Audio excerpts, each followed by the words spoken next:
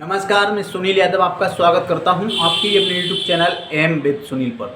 दोस्तों, ये वीडियो लेके आए हैं, इससे आपको एक नई ऊर्जा मिलेगी। साथियों, दुनिया में कोई काम असंभव नहीं है। No work is impossible in this world. आप कोई भी कार्य कर रहे हों या आप किसी की प्रिपरेशन कर रहे हों या मतलब कोई बिजनेस कर रहे हों या और भी किसी क्षेत्र में हों, पूरे डेडिकेशन के साथ अगर उस कार्य को कर रहे हैं तो 100% उस कार्य में सफलता मिलेगी। कोई भी कार्य हो या आप भले ही यूपीएससी का तैयारी कर रहे हों, यूपीपीएससी की तैयारी कर रहे हों या बीपीएससी की तैयारी कर रहे हों या सीजीएल की तैयारी कर रहे हों या पुलिस री एग्ज़ाम की तैयारी कर रहे हों या आप कोई बिजनेस कर रहे हों, दोस्तों अगर पूरे कंसंट्रेशन के साथ, पूरे डेडिकेशन के साथ अगर उसमें लगेंगे तो 100% सफलता मिलेगी। दोस्तों, अगर 6 महीने किसी काम को आपने दे दिए ना तो 100% आपको सफलता मिलेगी। साथियों, 6 महीने का मतलब 180 दिन, और 180 दिन आप पूरे दिल और दिमाग से एक ही काम पर अगर लगा देते हैं तो ज़रूर सफलता आपको मिलेगी। अगर हालांकि उसमें तमाम रुकावटें आती हैं, बड़ी बड़ी सफलताएं पाने के लिए छोटी पूरी ज़रूर रुकावटें आती हैं। अगर उन रुकावटों से आप डरेंगे तो ना ही आप बड़े आदमी बन पाएंगे और फिर केवल आपका सपना ही बन के रह जाएगा। आप दोस्तों कोई बिजनेस कर रहे हैं या कोई किसी भी फील्ड में हैं, अगर कंसिस्टेंसी नहीं है, लगातार कोई कार्य नहीं कर पा रहे हैं तो आप ये मान लीजिए उस कार्य में आपकी सफलता की संभावनाएं बहुत कम हो जाती हैं। दोस्तों, आपने देखा होगा जिस तरीके से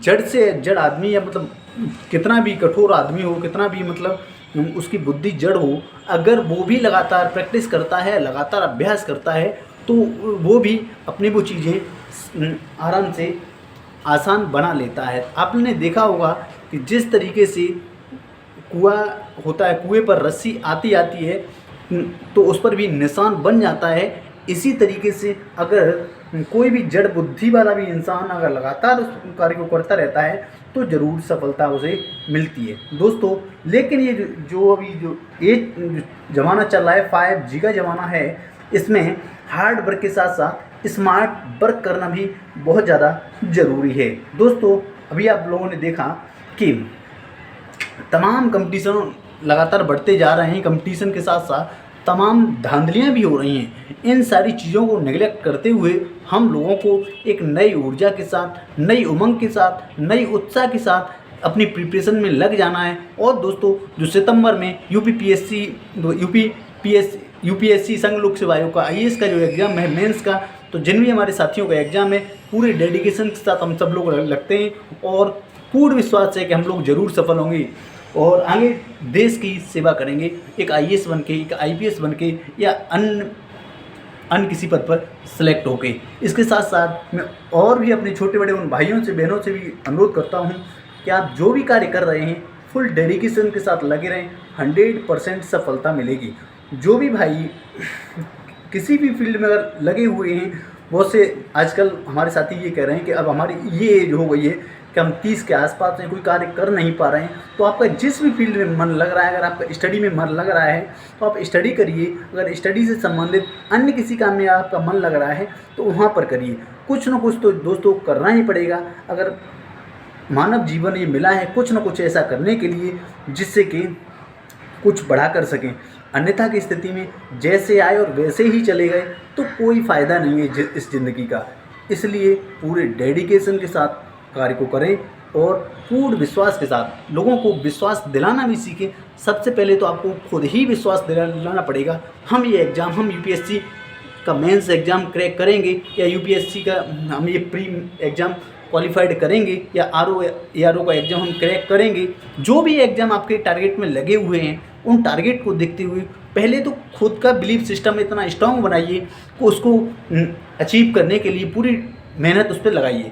उसके बाद अगर आपको ये लगता है कि अगर आप ही कमज़ोर पड़ जाएंगे तो दुनिया में कोई भी ऐसी ताकत नहीं है जो आपको उस कार्य में सफलता दिला सके। साथियों, तो मैं अपने उन सभी साथियों से, उन सभी भाइयों और बहनों से अनुरोध करता हूँ कि अपने को मजबूत बनाने के लिए सबसे पहले जो बिलीफ सिस्टम है इसको मजबूत बनाना पड़ेगा। और उसके बाद जब हम अंदर से स्ट्रांग हो जाएंगे उसके बाद हम जरूर उस काम में सफल हो जाएंगे। दोस्तों, जिस देश का प्रधानमंत्री 70 साल की एज में लगभग 4 घंटे सोता हो और इतना हार्ड वर्क करता हो, तो बताइए हम लोगों की एज तो लगभग 30 के आसपास है। हम लोग पूरी डेडिकेशन के साथ लगेंगे और जो हम लोगों का लक्ष्य है उस लक्ष्य को जरूर अचीव करेंगे।